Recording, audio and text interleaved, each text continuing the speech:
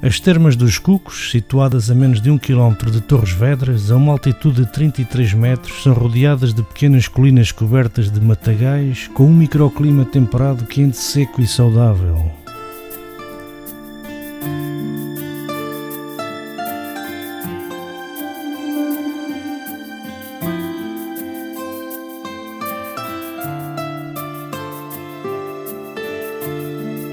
As termas dos Cucos são assim chamadas porque, diz a tradição, aqui canta o primeiro cuco.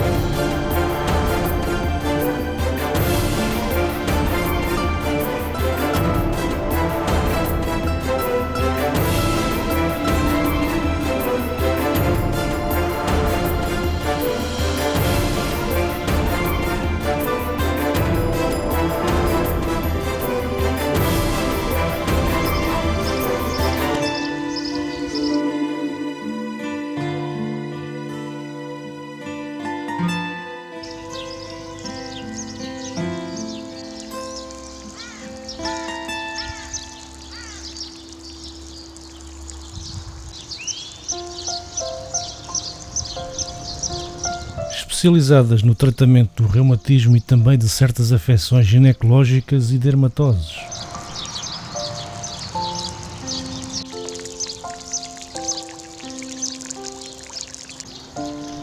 Inaugurado em 15 de maio de 1893 o complexo termal dos Cucos, com traça do engenheiro António José Freire, por encomenda do proprietário José Gonçalves Dias Neiva. Mas em 1892, já o novo estabelecimento balnear se encontrava a trabalhar em fase experimental.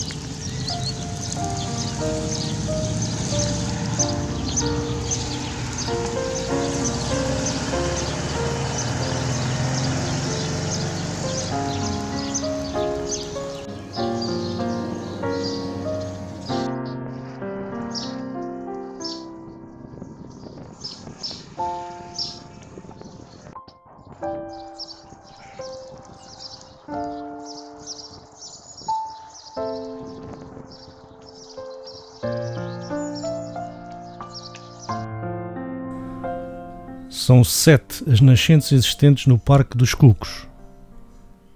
A dos Cucos Novos e Cucos Novos Fria localizam-se sob o balneário. A dos Cucos Modernos fornece a buvete. A das Lamas no fundo de um poço para captação de lamas. A dos Cucos Velhos e a do Olival não utilizadas.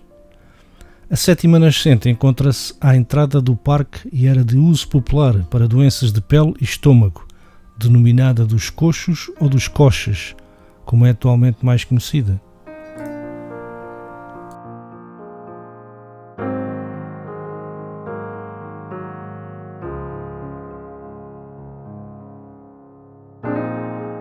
As lamas medicinais dos Cucos são, segundo a classificação internacional adotada, lamas cloretadas radioativas, hipertermais, contendo biogeleias e amadurecidas sob o grifone das suas nascentes. As águas são radioativas a Roden 11,3 milimicrocuries por litro, 1930. Hipertermais 40,1 graus centígrados na nascente da buvete. Hipersalinas 3,1 gramas por litro.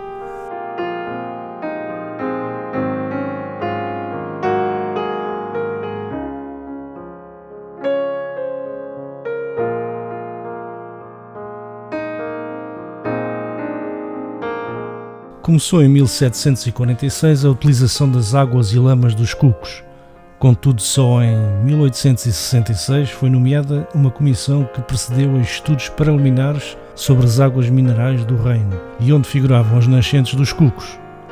2 décadas depois, chega a Torres Vedras o primeiro comboio da linha do Oeste e é projetada a construção do complexo termal. Memória de uma época em que o termalismo se afirmava um pouco por toda a Europa.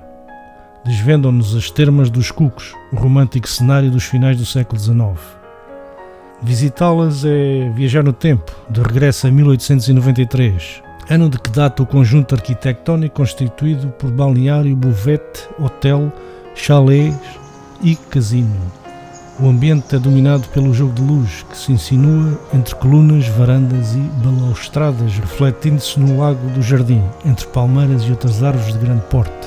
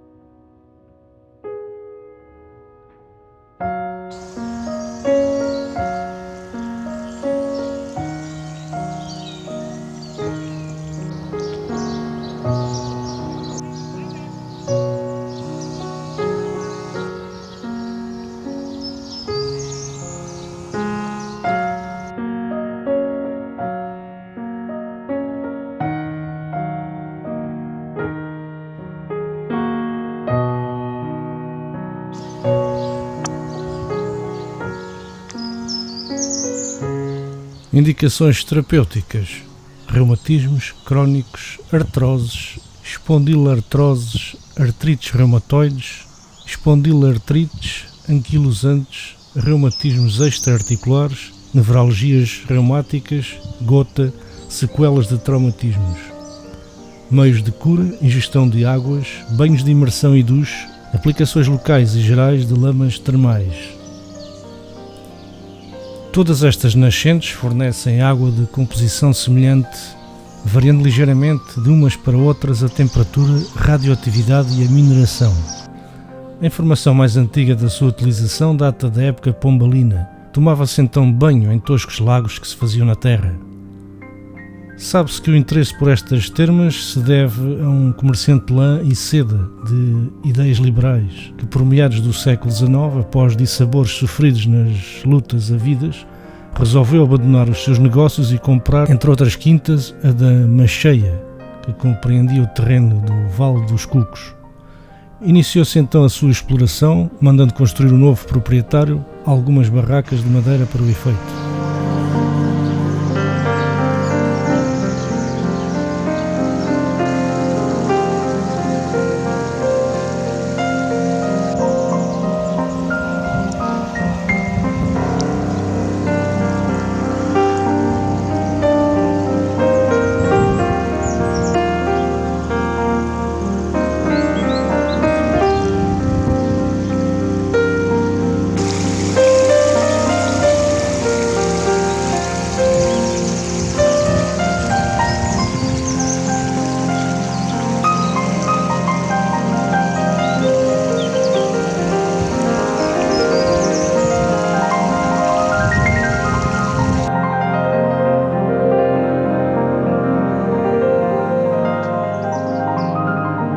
historial. Embora Lopes, em 1892, descreva que durante as obras para novas captagens e desvio do leito do rio Cisandro foram descobertos antigos poços e canalizações de provável origem romana. As primeiras referências que surgem a esta nascente são de 1758.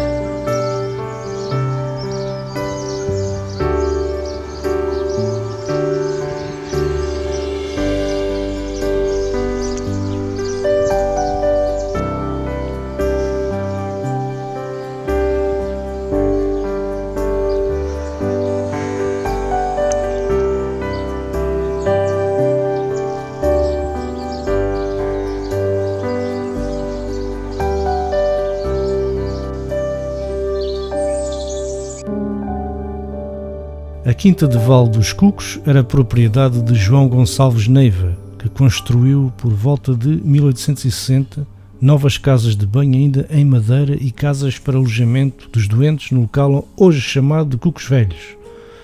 Mas será seu filho José Gonçalves Dias Neiva que, a partir de 1890, inicia todo um processo de edificação de uma vila termal, iniciadas por escavações que vêm a descobrir uma nascente com grande manancial de água.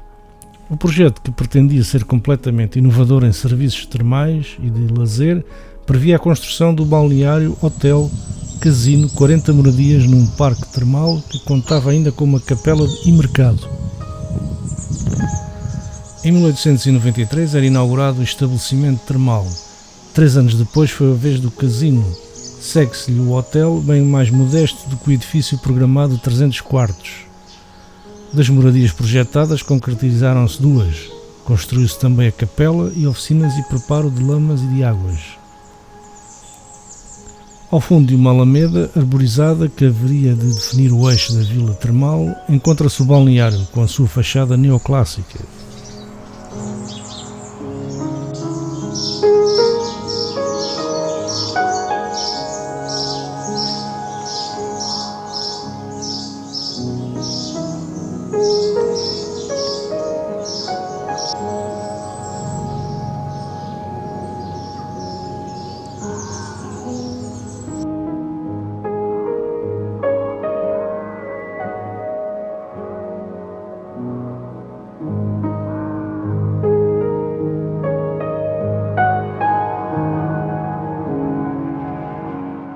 Em 1892, as águas foram analisadas por Joaquim dos Santos Silva.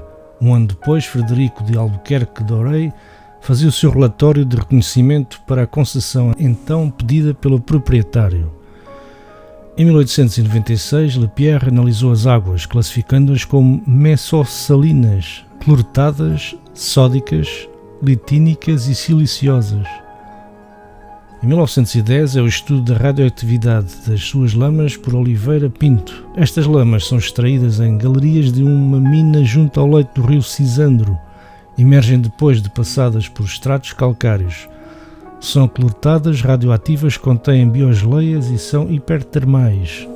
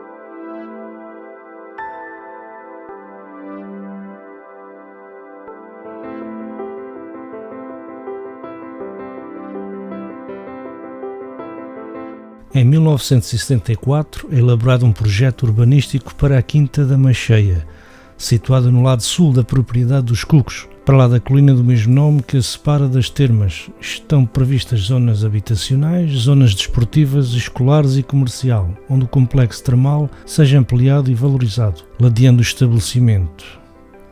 É proposta a construção de uma residencial, uma estalagem e um parque infantil, para grande parte da área da quinta e com ligação direta com o equipamento de equitação. São propostos percursos pedonais e a cavalo. Apesar de parecer positivo da Direção-Geral dos Serviços de Urbanização, nunca se chegou a concretizar e hoje a Quinta da Macheia é atravessada pelo itinerário complementar IC1.